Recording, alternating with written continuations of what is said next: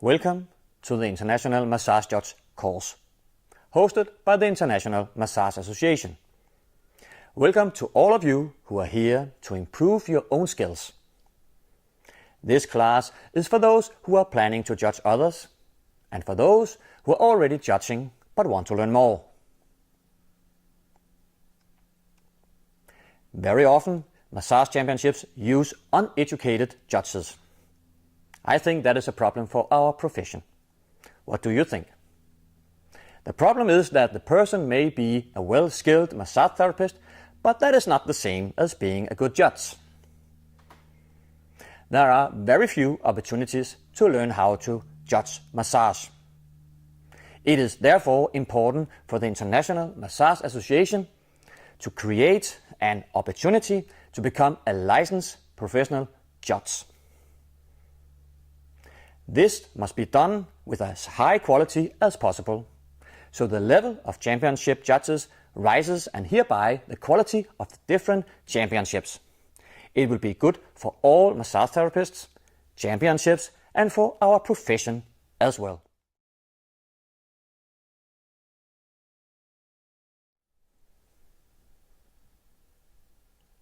But first, who am I? My name is Jeppe Tingbjerg. I am the founder and CEO of the International Massage Association, also called IMA. The International Massage Association organized and arranged the World Championship in Massage and other tournaments, as well as the International Massage Teacher class and other master classes really. The International Massage Association aims to develop and promote the various massage techniques which are practiced by experienced massage therapists worldwide. The World Championship in Massage is a competition, but at the same time it is a great opportunity for massage therapists to find professional inspiration and networking. By participating in the World Championship, the massage therapist will get the opportunity to strengthen and improve their skills. This, I believe, cannot be done without great and well-educated judges.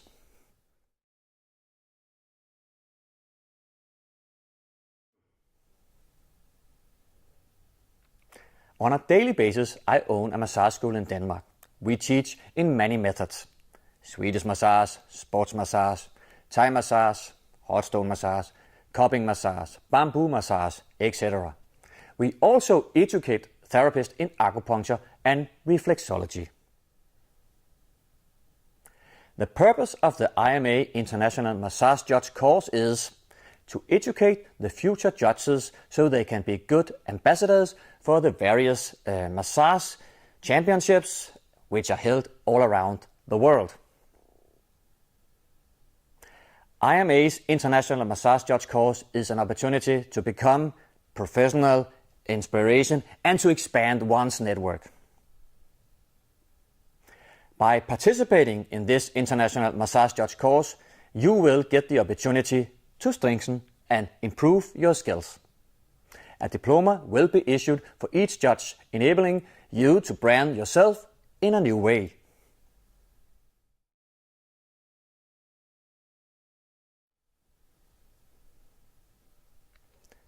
What does it take to become a licensed IMA judge or supervisor? And what is the difference? It requires well-documented experience and knowledge as therapist or teacher within one or more categories. A positive attitude and view on championships and life in general. Furthermore, it is a great advantage if you already have participated in an IMA-approved championship.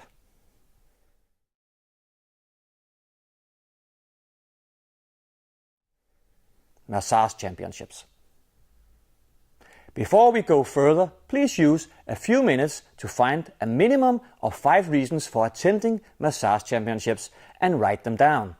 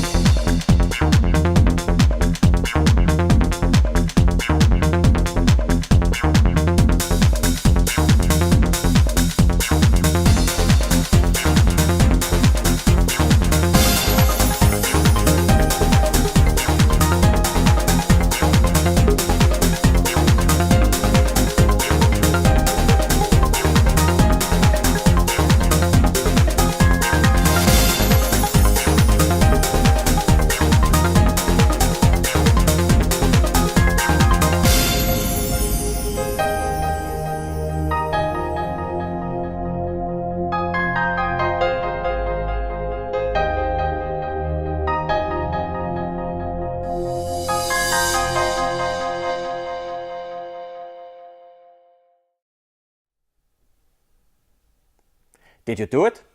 I hope so, because there are many good reasons for participating. For some, it is because of work-related reasons. For others, it is because of their passion for massage and the world around it. Some just seek new experiences. We as judges must evaluate in all categories so the massage therapist can have a chance to become successful in their business and craft.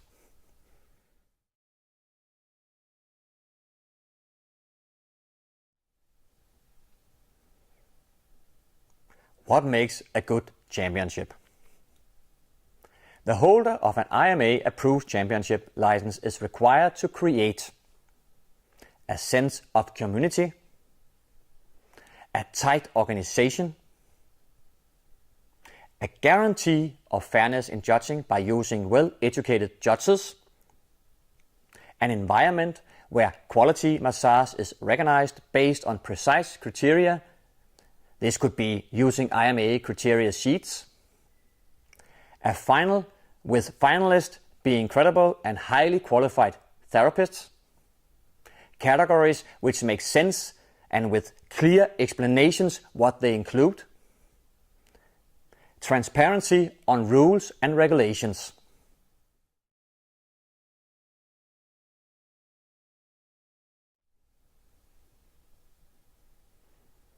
Judging criteria. The purpose of judging a massage and therapist is to create an environment in which quality is encouraged, recognized and rewarded, thereby contributing to the improvement of therapy quality and the massage profession. Who is a good judge? Think back in the past. Have you ever been judged? Who was a good judge and why do you think they were good? What skills did they have? Was it their personality you liked? Was it their methods? Use a few minutes to think about it.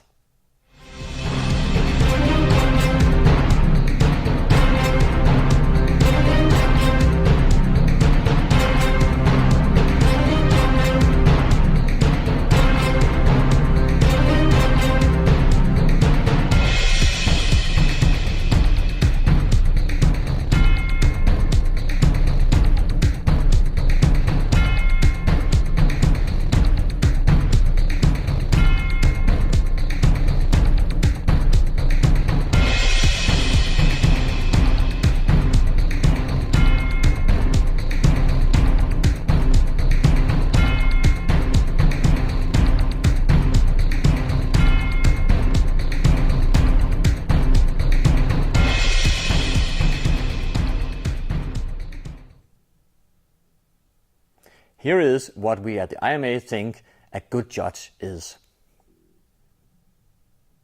The good judge is self-confident. Everything the good judge does, he or she does for the sake of the participants. The good judge is empathic. The good judge is skilled within his or her methods of massage and anatomy and is aware of his or her own strengths and weaknesses. The good judge inspires others. It is important for the good judge to try new things in order to develop oneself. The good judge asks critical questions to the management, but does so in a constructive way. The good judge is focusing on the experience the participants is having at the competition and not on their own. The good judge reflects on one's own practice.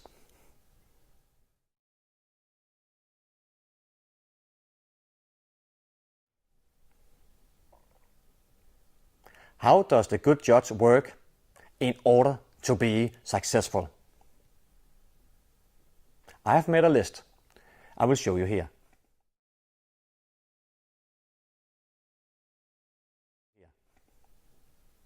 Structure. There must be a structure in the judging that is clear to both judges and participants. Start the rounds by welcoming everyone and instruct the participants on what to expect. Pre-frame the participants.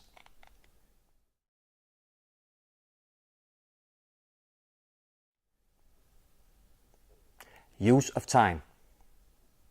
Judging should begin and end on time. It has a positive effect when the judge is ready when the round begins. Minimize wasting time, which often occurs especially at the beginning and the end of the round.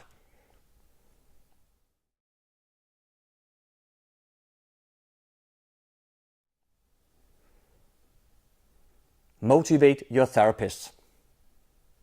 Create an open-minded environment and culture in the room where the participants are free to ask questions and motivated to participate.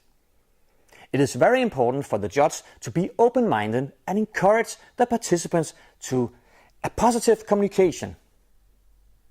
Consider how you react if a participant bursts out an improper or offensive statement.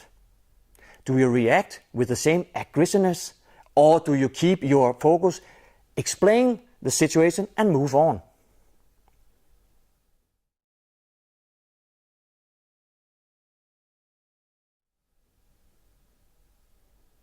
Take individual consideration. Drop the idea of the fictional average participant.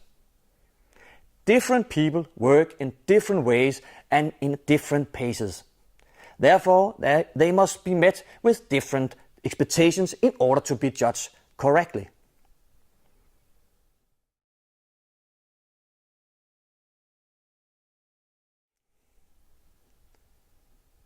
Physical surroundings. The physical surroundings and aesthetics are important to the environment of the workroom. Consider if everything is properly arranged. If not, fix it.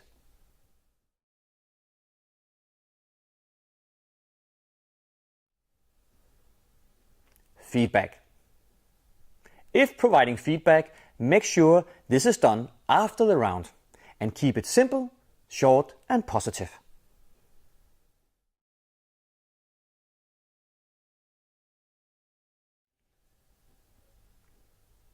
Treatment evaluation. Before we as judges and supervisors evaluate participants and their physical treatments, we should evaluate how they receive their clients. We should evaluate the setup of their workspace, their uniform, their hygiene, and their general information about their treatments and what to expect from them, as well as their overall service during the treatment.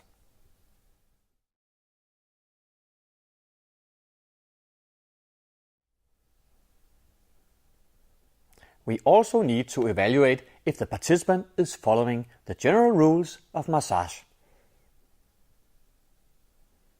Does the participant gradually build up the massage? Do they palpate properly? Palpation by touching an organ or part of the body, usually for diagnostic purpose, this is performed by all manual bodyworkers. massage therapist, acupuncture therapist, and reflexologist. It is a specialized skill consisting of locating a structure, recognize the problem,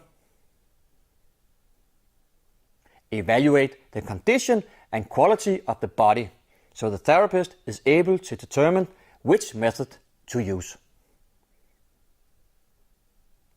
The first two aspects of palpation, to locate and be observant to the structures of the body, requires an in-depth knowledge of functional anatomy and experience by a well thought out exercise. Palpation includes all senses and requires sensitive hands, fingers, visual and audio attention, controlled breathing, and a calm mind. The therapist must constantly pay attention to be able to examine the body in this way. Does the massage therapist know the three principles of palpation? 1. Proceed at a slow pace. 2. Avoid unnecessary pressure. You gain more from less.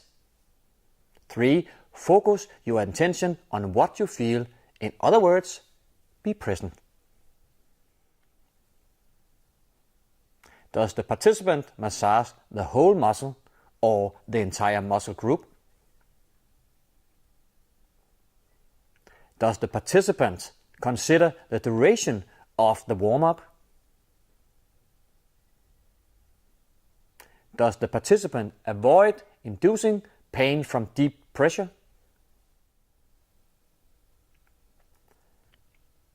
You now have to read up on the category, content, and descriptions.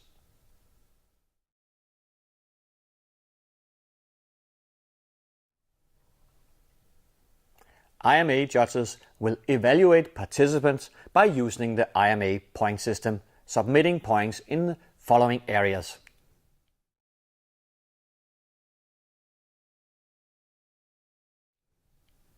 Techniques. Here it is important to know the purpose for the massage. Is it injury treatment or is it wellness? The judge must have this in mind when they evaluate the used techniques, the variation of these, and the combination, and whether the combination is relevant. Techniques represents how the participant applies the techniques in the context of the category they are participating. The diversity of the techniques applied in the category and the effect of these.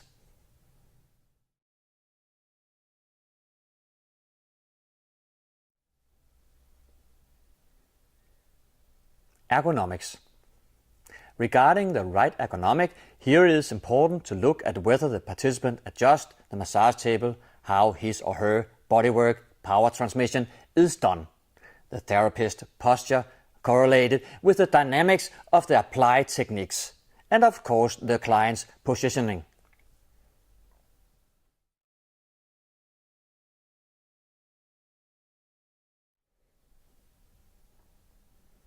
In general, flow represents the rhythm and the flow of the techniques applied by the therapist, ensuring the relaxation of the client through slow pace with wide movements and low intensity.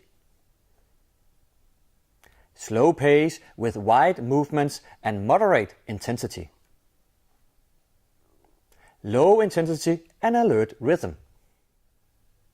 In a harmonizing way, shifting between slow and alert rhythm. Maintaining the rhythm while using tools. Keeping the pace whilst moving from one technique to another from the same category. Maintain a steady rhythm during the applications of the stretching techniques related to the degree of mobility of the client's joints.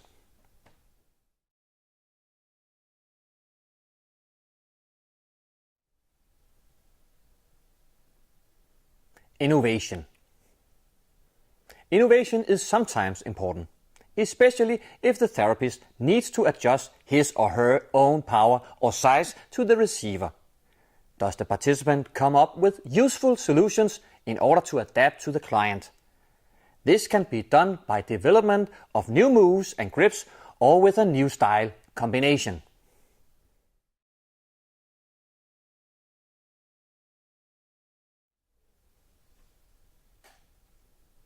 Client contact. Before you massage the body of a client, be patient to learn their story. For once you learn their story, you will also come to know their body. How do we judge client contact? How do the therapists adapt to each client? This is perhaps the most difficult thing to judge.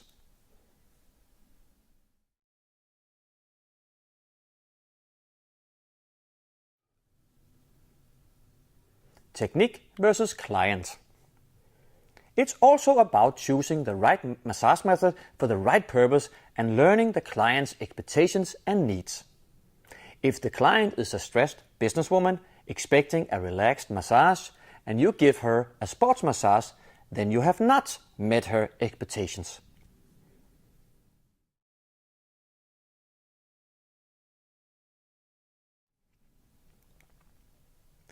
Pressure and depth versus client. Adapting the pressure to the receiver is a must. Always be aware how the client reacts to the pressure during the massage and see if the therapist adjusts. Therapist workwear and tools can also be difficult to use in a massage treatment in order to maintain the right pressure. Therefore, be extra aware when the therapists are using tools.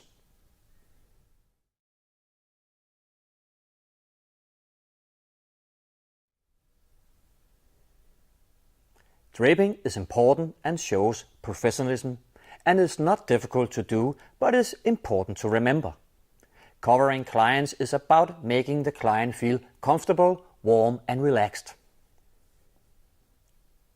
An experienced massage therapist will always cover the client in a skilled and a professional way to make the client feel comfortable and safe.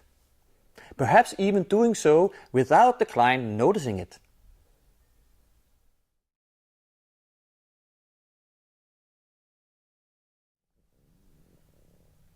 How to give feedback. I recommend you use the burger model. Use praise and criticism. Start with something good, then something to improve, and then good again. When doing so, remember to be kind, to be specific, helpful, and constructive. Now I will ask of you to have a look at this 10 minutes long beautiful film from the World Championship in Massage. Try to evaluate what you are seeing. What is good? What could have been better? What do you miss and what else comes to mind?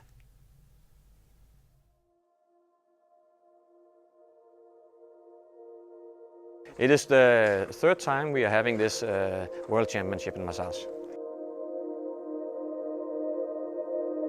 We have seen so much quality and people are happy, there are good vibes and a good atmosphere.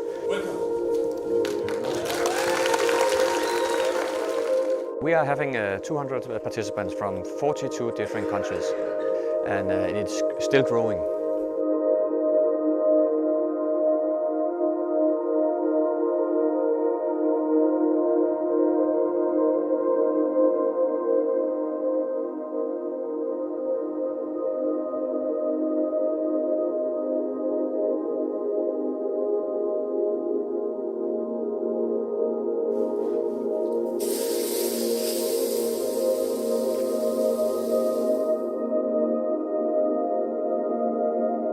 Massage has different purposes. For some it is about wellness, for some it is for treatments, for some it is for the experience. So there are many purposes and you can see many different methods and styles here.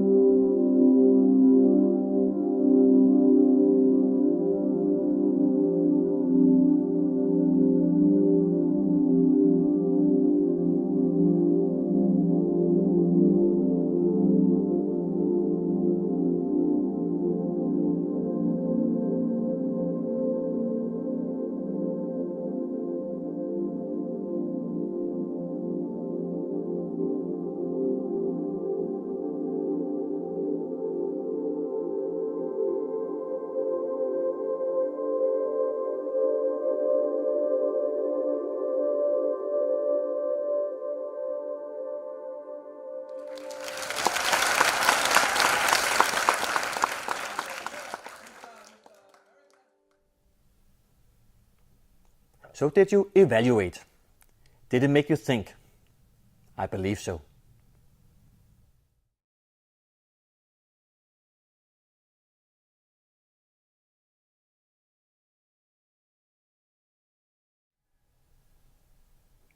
Just task and expectations. To be well known with the general IMA guidelines and rules. To have an excellent understanding of each category, what it includes regarding techniques, etc. Excellent knowledge of the IMA criteria sheets and how to score. Judges are to evaluate every participant fair and objective in regards to the IMA criteria. When judging, judges are to keep photographing and filming to a minimum. It is important for the participant to feel the judge's presence.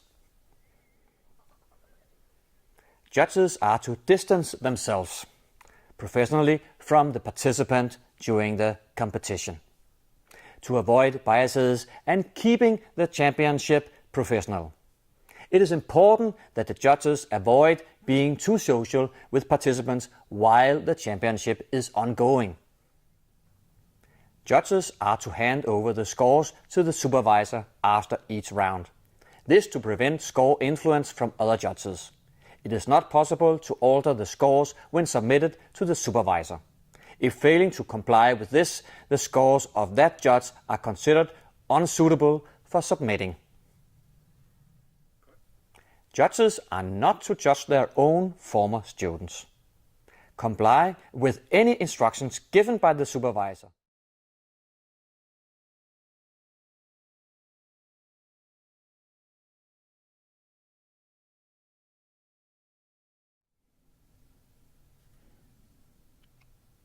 Supervisor task and expectations. To be well known with the general guidelines and rules. To have an excellent understanding of each category, what it includes regarding techniques, etc. Excellent knowledge of the IMA criteria sheets and how to score. Carefully monitor the activity of the judges on their performances, making sure they are being fair and impartial and in comply with the rules. Collect the judges' scores and have these submitted, making sure all judges hand over their scores after each round. Obtain all necessary information on the facilities and layout at the venue of where the championship is taking place. Clearly instruct the judges on what, where and when. Start and end each round. It is the responsibility of the supervisor to make sure the timeline of the program is held.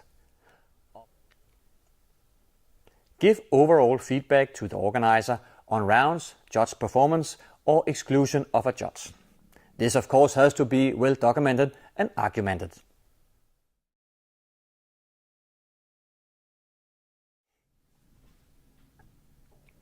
How to lose the judge or supervisor license. Not being able to judge impartially, favorizing one or more participants. Repeatedly failing to comply with the supervisor guidelines or instructions. Negative or deconstructive comments or attitude towards participant, judges, supervisors, organizers or sponsors. Having an overall negative public image of the profession in any way.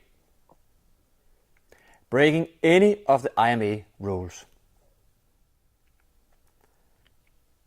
You now have to read up on the category, content and descriptions. Now you have to watch these films and evaluate them accordingly.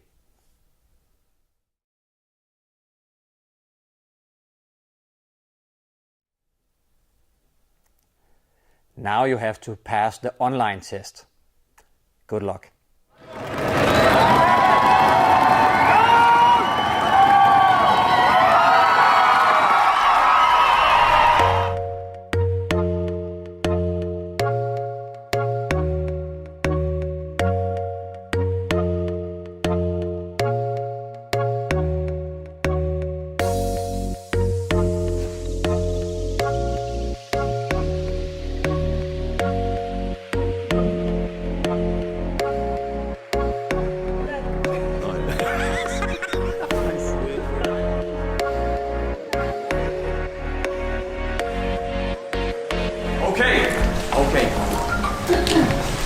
Welcome.